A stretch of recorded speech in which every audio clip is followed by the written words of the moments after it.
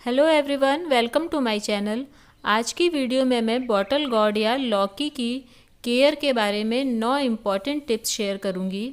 अगर आप इनका ध्यान रखते हैं तो आप एक बहुत ही हेल्दी लौकी की बेल ग्रो कर सकते हैं, जिससे आपको अच्छी मात्रा में हेल्दी फ्रूट्स मिल सकेंगे। तो सबसे पहला और इम्पॉर्टेंट पॉइंट है कि जब भी आप अपने किचन गार्डन में लौकी लगाते हैं तो इसका कंटेनर साइज़ कैसा होना चाहिए। तो आपको हमेशा बड़े साइज़ के कंटेनर में लौकी लगानी है। कभी भी आप छोटे साइज़ का पॉट या कोई गमला मत लीजिए, क्योंकि उसमें नीचे की तरफ गहराई चौड़ाई कम होती जाती है और लौकी की जो बेलें होती हैं उसकी जड़ें बहुत फैलती हैं। तो इसलिए आपको अच्छी खासी लंबाई चौड़ाई का कोई कंटेनर ले लेना है। आपको बड़े साइज़ के आप ग्रो बैग ले लीजिए, या आप इस तरह के थर्माकोल बॉक्सेस भी ले सकते हैं, या आपके पास ये नहीं है तो आप किसी चावल गेहूं वगैरह की जो कट्टी आती है आप उसमें लगा लीजिए। यानी कि अच्छा बड़ा स्पेस होना चाहिए, गहराई या चौड़ाई लंबाई अच्छी हो कंटेनर की, तो आप उसमें लौकी लगाएंगे तो आपको अच्छे रिजल्ट्स मिलेंगे। और सेकंड पॉइंट है कि जब आपकी लौकी की बेलें बढ़ना शुरू होती हैं तो जब तक इसकी लंबाई 1.5 फीट के करीब होती है या फिर 5-6 पत्तियां जब तक इस पर आती हैं, तब तक इसकी जो मेन ब्रांचेस से जितनी भी साइड ग्रोथ निकल रही होती है उसे आप पिंच करके हटा दीजिए। उसकी कोई भी आप साइड ग्रोथ नहीं होने दीजिए, क्योंकि इससे जो ब्रांचेस निकलती हैं वो सकर्स का काम करती हैं और वो पौधे की हाइट भी नहीं बढ़ने देती, और इन ब्रांचेस का कोई भी बेनिफिट नहीं होता है इसमें। ना तो इसमें फल बनते हैं और जो पौधे की हाइट रुक जाती है, क्योंकि सारी एनर्जी ये ब्रांचेस बहुत तेज़ी से बढ़ती है और ये ले लेती हैं। इसीलिए अगर हमें इसकी हाइट अच्छी रखनी है तो आप इसकी 1.5-2 फुट तक इसकी कोई भी ब्रांच आप मत लीजिए। सारी ब्रांचेस आप इसकी हटा दीजिए और इसकी जो मेन ब्रांच है उसे आप ऊपर की तरफ बढ़ने दीजिए।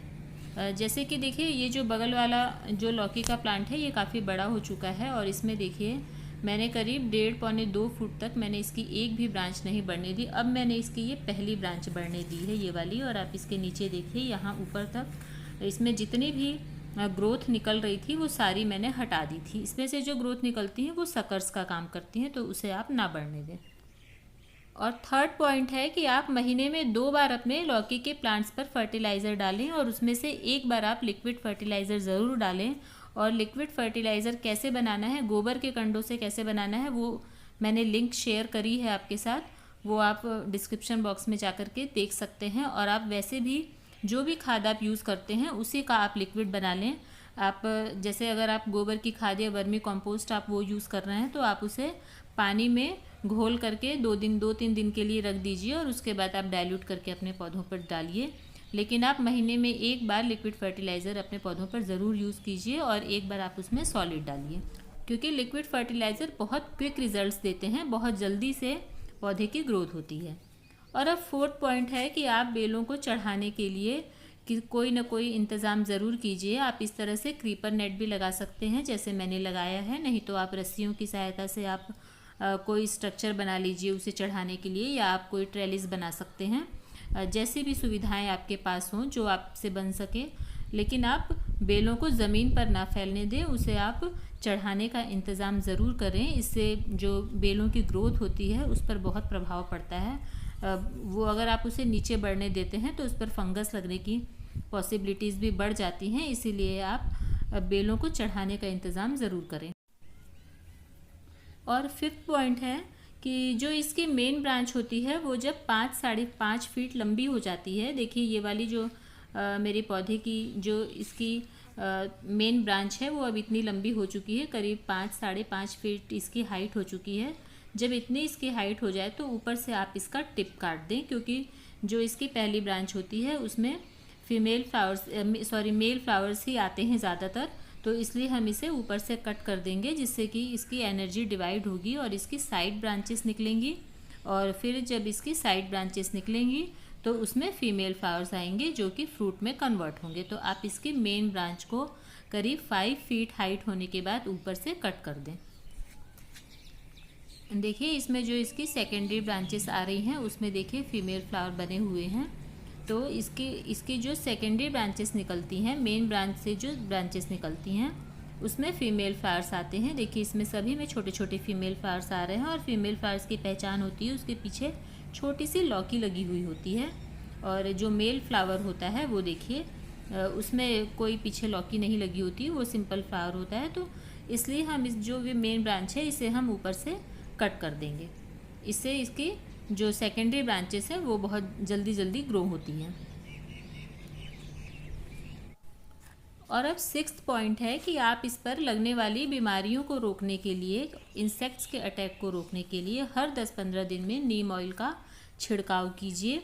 और इसके जो पत्ते हैं उन्हें आप उलट पलट करके देखते रहिए। ज़्यादातर पत्ते क्या होता है, ऊपर से तो बिल्कुल क्लीन लगते हैं, लेकिन पीछे की तरफ इसमें छोटे छोटे ग्रीन कलर के कीड़े लगे होते हैं या फिर ब्लैक एफिड्स लगे होते हैं, और वो पत्तियों का सारा रस चूस लेते हैं, और उसके बाद पौधा हमारा बिल्कुल वीक हो जाता है। तो जब पौधा अपने ग्रोथ पीरियड में होता है, जब उसकी ग्रोथ हो रही है, छोटा है पौधा, आप उसी समय से ध्यान दीजिए। और अब आप उस पर, अगर आपको कहीं भी कोई पेस्ट नज़र आता है तो आप उस पर कोई ना कोई स्प्रे डालिए, या फिर आप उसे पानी से धो करके या किसी ब्रश की हेल्प से आप उसे हटा दीजिए। और अगर नहीं आपसे कंट्रोल हो रहा तो आप अगर केमिकल स्प्रे करना चाहें तो वो करिए, लेकिन आप उसमें जो भी पेस्ट है आप उसे हटाइए ज़रूर। अगर आप उसे रहने देंगे तो आपका पौधा फिर कमज़ोर पड़ जाएगा। और एक बार अगर आपका पौधा मजबूती से ग्रो हो जाता है, हेल्दी हो जाता है, तो बड़ा होने के बाद अगर उस पर कोई पेस्ट अटैक होता भी है तो पौधा आपका सर्वाइव कर जाता है। इसीलिए जब पौधा छोटा हो उस समय आप उसमें लगने वाली पेस्ट का खास ध्यान रखें।